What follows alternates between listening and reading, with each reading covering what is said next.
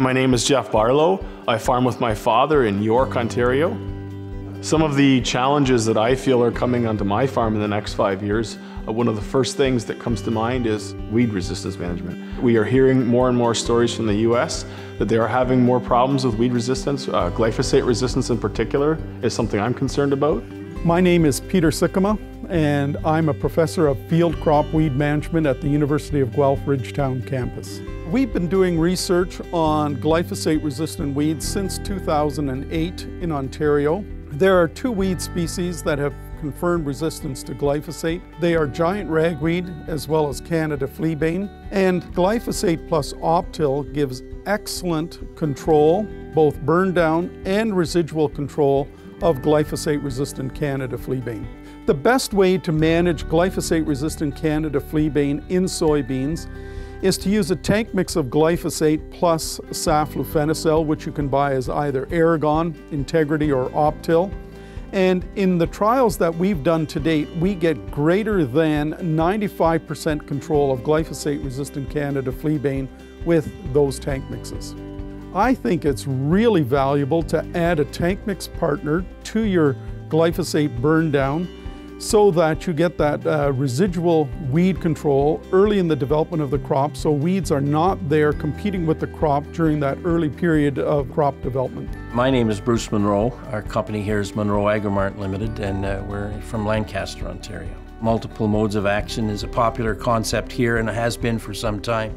I think if we want to make certain that we don't get into long-term weed infestations that are now being found in certain parts of the province, it's necessary for us to continue in that path. I think you can use the same product too long, and if you're prepared to do that, then you've got to be prepared for the consequences. The Kicksor family of chemistry has served us very well. The reaction to it has been very positive because it's so instant. You don't have to wait to see the results. The results are almost automatic.